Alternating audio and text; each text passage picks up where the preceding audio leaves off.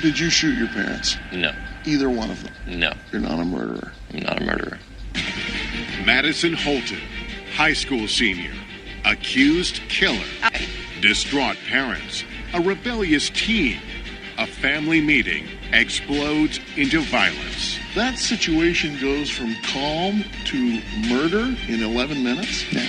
I mean, it's homicide. I didn't hurt either of my parents. I don't think anybody's jumping up and down about having to put a 17-year-old boy in jail. Two puzzling deaths, one riveting mystery. I'm Lester Holt, and this is Dateline. Here's Josh Mankiewicz with 11 Minutes. The long road of parenthood, always watching as your kid this world in one piece.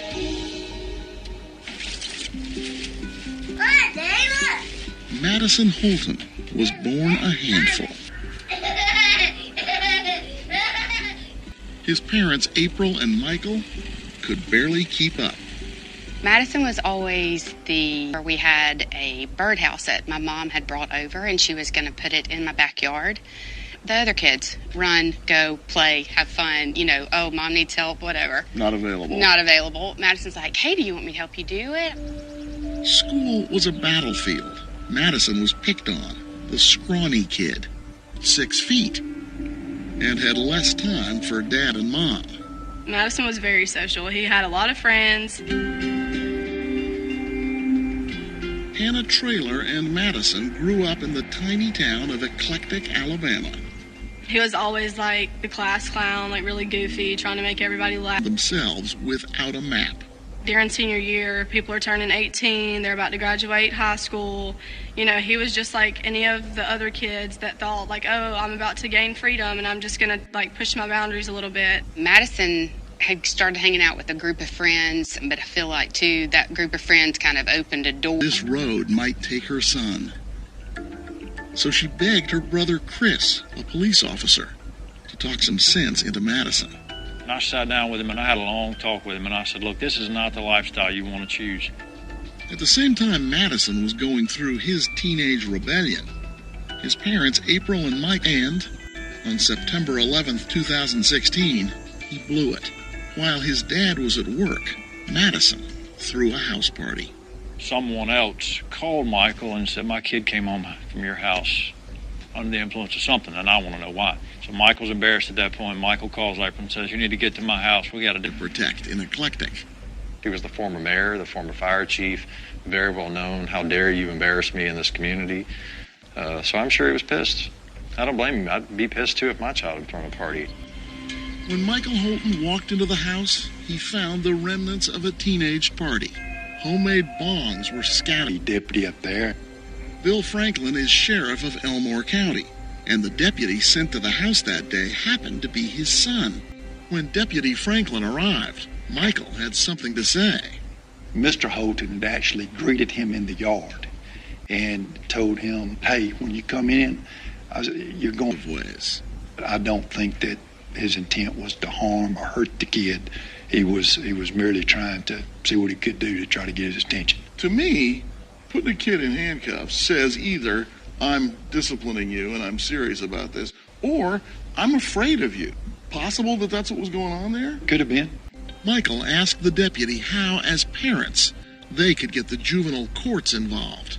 He was very, I would say, inquisitive about what could he do to paperwork-wise to get his child in front of a judge so he could talk to the judge about the problems that he was experiencing with the child. So maybe a solution. They pretty much reached their wits' end, one of those things. But these were not people who were in the midst of some huge fight. No, not at all. The deputy left Michael and April with instructions about how to get a copy of the police report the next day, a Monday. He leaves and supposedly everything's okay. And then 11 men fired. Only 3 people had been in that home, and now one of them was dead. Another lay dying. What had happened in just 11 minutes? When we come back, what would police find inside that house? We noticed trauma. Force for 39 years. I have never seen such a bizarre way to do that.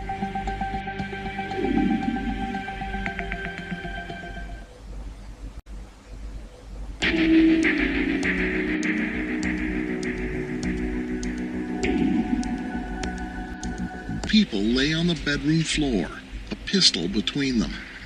All arriving deputies knew for sure was that the situation had escalated in almost no time at all.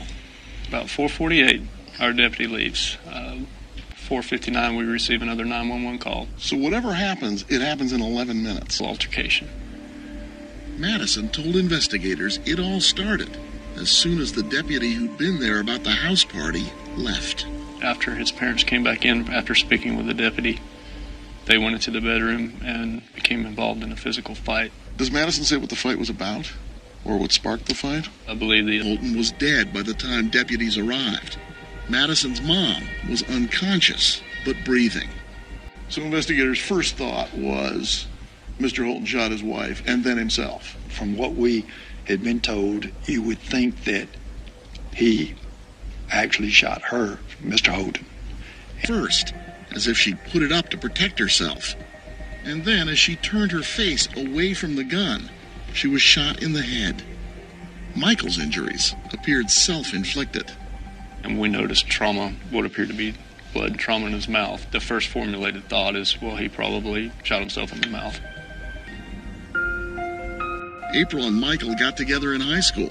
They married after graduation and pretty quickly became the parents of 3 kids. She was all about her kids all the time. I always kind of thought she was like this do-it-all kind of mom. Made it seem effortless. Fixture in eclectic. You couldn't go around town without him being recognized. He'd worked his way up from paramedic to fire chief and then mayor. Everyone knew him as a leader. He was always very nice, very funny, very, very easygoing. He and April seemed happy. Yeah.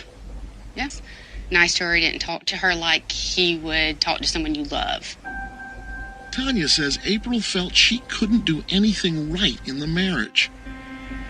By summer 2016, she was done. April filed paperwork for a divorce.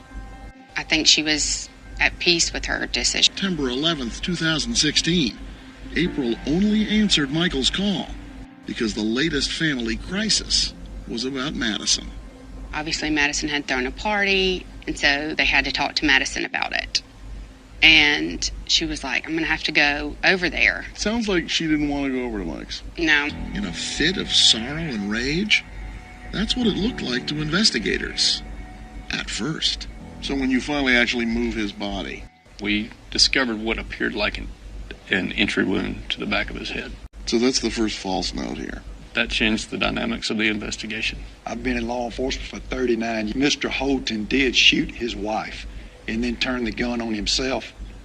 Why such a bizarre way to do that? The next morning, a state pathologist confirmed Michael Holton had a close contact wound at the base of his head. And to investigators, the angle it, because remember the angle is upward. Upside down and using his left hand. The thing about that is, Michael Holton was right-handed. Normally when men commit suicide, they use their dominant hand. Sure. Not their weaker hand. That's right. To the sheriff and his investigators, believed that man would have killed himself or would have been able to kill himself in that manner. And so you go forward with a homicide investigation. It's not a head scratcher. You get a piece of paper that says homicide. This was now a murder investigation. And if there were 3 people in that house and 2 were victims, that's simpler. Will police believe it? He didn't seem that upset. No. He seemed more concerned about a missing homecoming. When Dateline continues.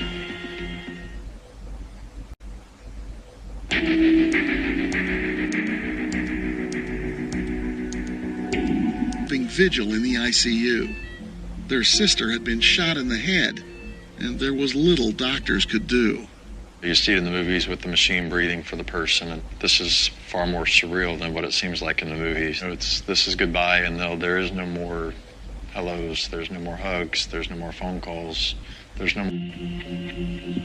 One person who did not get to say goodbye was April's oldest son.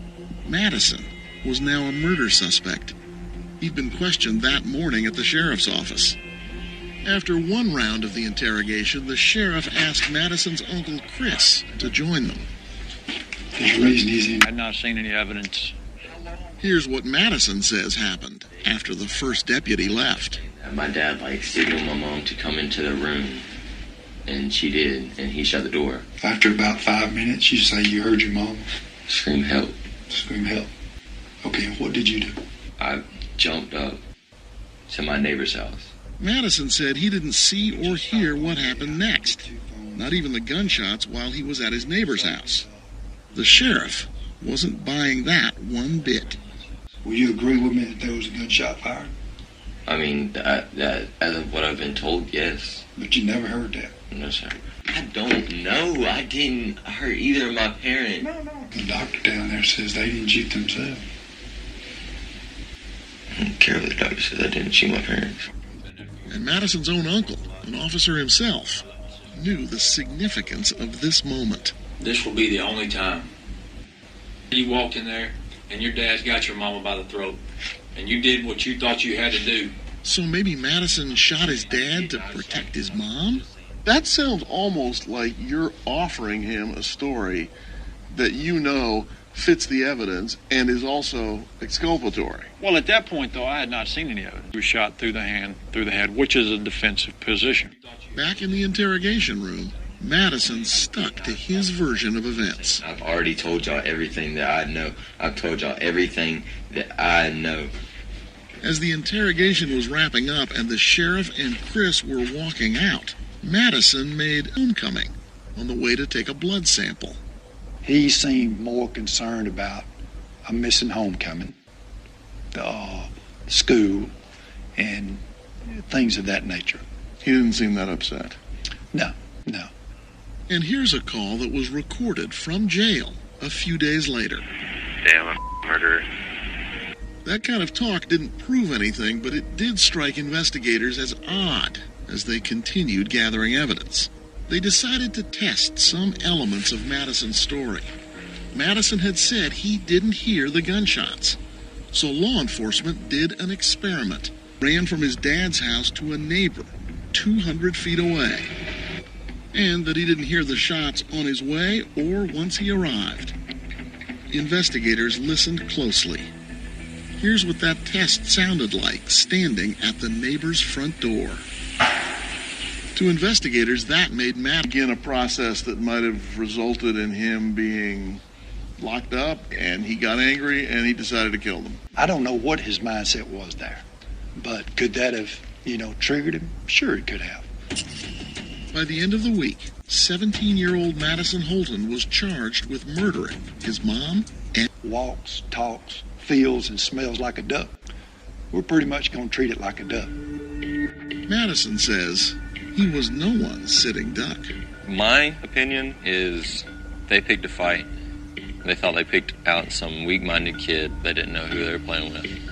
You're tougher than they thought you were. Madison stands by. He didn't do it. It's not possible. I knew, he wasn't capable of that.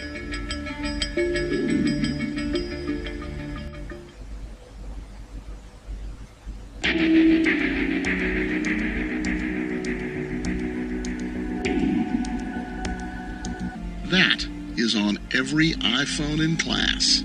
I'm on Snapchat all the time. So when I'm scrolling through Snapchat, and then you see his mugshot pop up on Daily Mail, and you click through, and then he's next to Kim Kardashian. That in itself was absolutely crazy for me, for my classmates, all of us. And I knew, he wasn't capable long if there wasn't something pointing towards him. The sheriff believed that when Madison realized his parents were about to take him to juvenile court, he killed them and then lied about it to investigators. The sheriff also believed some time in jail might encourage Madison to come clean. There's a lot of what they did. That, however, did not happen. Not as the teenager sat in the county lockup. And not when he sat down to talk with us. Did you shoot your parents? No. Either one of them? No. You ever have your hands on that gun that day? No. You hear any gunshots when you were on your way over to the neighbors? No, I didn't. Fall apart. Whenever things started to fall down, it just got worse and worse. Could you tell there was tension in the house? Yeah. Sometimes I could, sometimes I couldn't. Sometimes they would be giving each other the silent treatment. Sometimes they would be arguing in front of us. But most of the time it's more of like behind closed doors like that. So, I mean, I couldn't do it at home when my parents were around. So I decided to go other places. After his parents separated, Madison lived with his dad and was present when his father discovered April had a new boyfriend.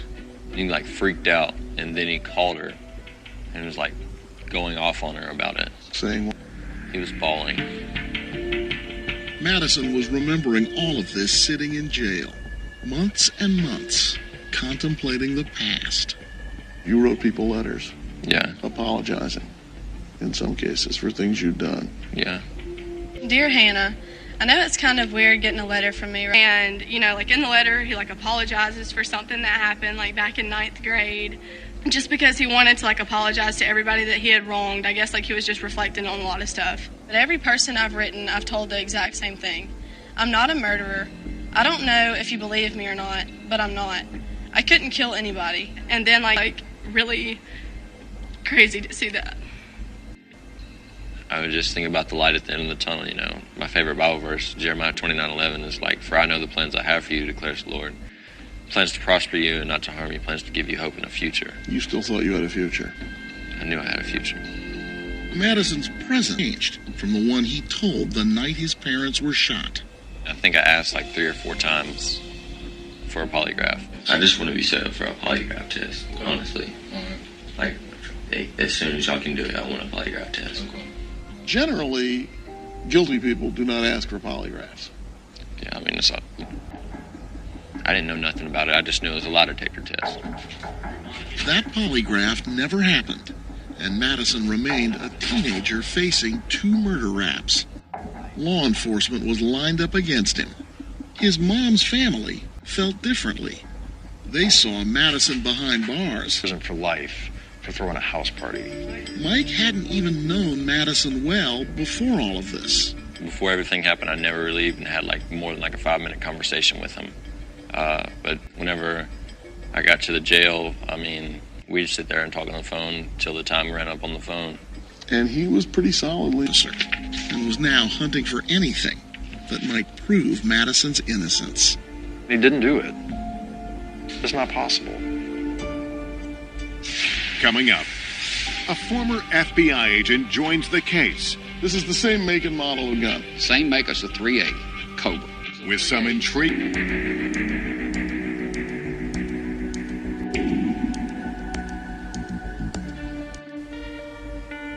2 life sentences is a long time for anyone.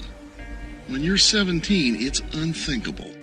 Behind bars, Madison Holton prayed for the light at the end of the tunnel. 3 or 4 months. Where'd you get the money for Madison's bond? My wife and I took out a loan, and we're still paying for it. After 15 months and 7 days, the guard said, "Today's your lucky day, pack it up." Madison was out, but far from free. Now he was prepping for a murder trial with C report. Michael Holton was under the influence of heavy narcotics. Michael Holton had a cocktail of tramadol, oxycodone, and hydrocodone in his system at the time of his death. Was pretty much everybody in your family aware that Michael had a drug problem? They were. It was something nobody wanted to talk about. And it's an embarrassment. Right. Just down the hill he went. Chris speculated that on the day of the shootings, Michael was using the latest problem with their son as a way to win April back. It's an opportunity for Michael to say, look, you know, if the 2 of us were together, this probably wouldn't have happened. She says it's too late for that conversation. Couldn't face the world knowing he killed his wife, and the only option left for him was to end his own life. Mike learned Madison's dad might have thought about suicide in the past. It was right there in the pages of his diary. To April, he wrote, "I just can't go on knowing you were with somebody else," and discoveries with his court-appointed attorney. And they worried. The family didn't have money for fancy experts or the things they would need to make a strong case. As his uncle stressed, Madison went to church. And that's where everything changed, in the form of Greg Biggs. Drew my name out, and he drew Madison's name out. Did you know Madison? I had no idea. But I got to meet him that day, and he was a nice kid. It was only a few days later, his Uncle Chris tells me, "Well, you know, he's indicted for murder." And I'm going, "What? Madison? Greg is a former FBI agent. We're off base. But his parents have just been killed, and he's, talking about homecoming? I don't think you can get yourself in the mind of a 17-year-old to make him out to be a Ted Bundy when he's just a kid. I mean, I did a lot of stupid things when I was 17. I kissed a dead dog on a road, saying stupid things. And if law enforcement didn't catch Madison in tears, Madison said he had a good reason, and said as much in the interrogation. I can't even cry because it hurts so bad, because it just keeps replaying in my head. Greg is on his face. And if Madison had shot them during the fight, where was the proof of that? No DNA, no blood on Madison. Not on his clothes, not on his hands. So all the evidence points toward exactly what Madison said. Mom and Dad were in the bedroom. If Madison had... At a very close range. Law enforcement was never able to lift a full print from the gun, and the only DNA they found was April's on the trigger. And what about that head wound? The one a pathologist said made Michael's death look like a homicide? I've consulted with a forensic pathologist who said he'd shoot himself at that odd angle. Defense attorney Biggs demonstrated for us how easy it could be, using an unloaded gun identical to the one found at the scene.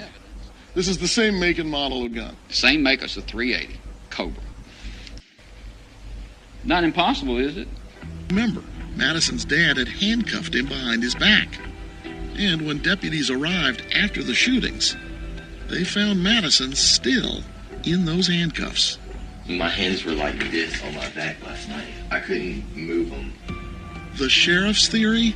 Madison had been able to take the cuffs off. Investigator is in his late 40s. They were both able, in about 12 to 15 seconds, stand up, slip it below their feet, get in front of them, take a handcuff key that's been placed right in front of them, and get out of the handcuffs. Wait. That's what you think Madison did? Out of the handcuffs? No. And commit murder and then put the handcuffs back on? No.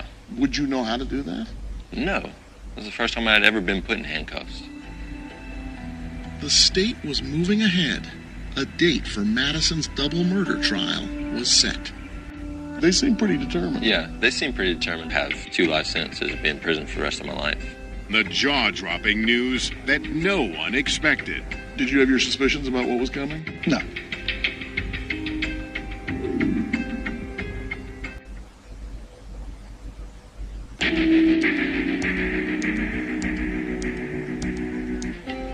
That's what happened in eclectic Alabama after the killing of April and Michael Holton.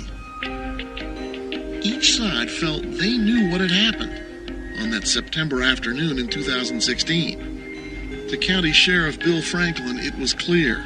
Madison Holton killed his parents. The sheriff's investigators said Madison could have gotten out of his handcuffs and committed a double murder. The lack of blood on him was also easy to explain. It was a small caliber weapon, and a small caliber weapon doesn't cause a whole lot of initial damage to a person.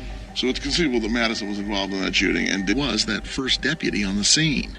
The conversation that he'd had with the deputy, I don't think anyone would agree that the man, is going to go in there and he's fisting to kill his wife and kill himself. He was very clear-minded. Did your deputy in that initial encounter with Mr. Holton describe him or think of him as being... October 22nd, 2018, the first day of Madison's murder trial. This is the start of war, you know? Madison, who'd always been so convinced he would be found not guilty, was worried. He'd found a new girlfriend while out on bond and told her this. If this goes downhill, I'm going to tell her that, you know? In court, attorneys were about to start the last phase of jury selection, when suddenly the mood in the room seemed to shift. People running all over the courthouse back and forth. The sheriff was there too, waiting for proceedings to begin. Did you have your suspicions about what... 2 years of investigating, prosecutors had decided they didn't have enough. We are ethically obligated at this point to dismiss those charges. If this had been a battle, then the DA had just retreated. The murder charges were dismissed, just like that. In a 100% sure. The most they could say was it's more likely than not a homicide, which is not beyond a reasonable doubt. And so the answers Eclectic was waiting for never came. The son was released not too long ago, and that's about all I know about the case. Kicking back with their guitars and just playing music. Tanya says she thought of April every day throughout Madison's ordeal. Finding out that Madison was released and that it was done, I feel like she's finally at peace. She can be at peace, because for her babies to be in turmoil. It's an open case. As long as I'm sheriff, that's an open case. You could refile against Madison? Absolutely. Which is why Madison doesn't want to discuss the specifics of the case. He's not cleared. He's just not charged. From everything that I've been through, I have no doubt in my mind that the sheriff will try to put me back in jail. Live out the rest of his life as a free man. He received his high school diploma while out on bond. Now his plan is to eventually go on to college and then law school and become a criminal defense attorney. You ready to go back in the courtroom? Oh, yeah. Maybe not wearing handcuffs. Yeah. I want to find that kid. It's not about the money. It's about that one life out there that could be saved. They are dreams Madison shares with his mother when he goes to visit her grave. She's buried right next to his dad. I mean, you're visiting her grave, but he's 5 feet away or less when you go. I'm sorry. I love her. That's all for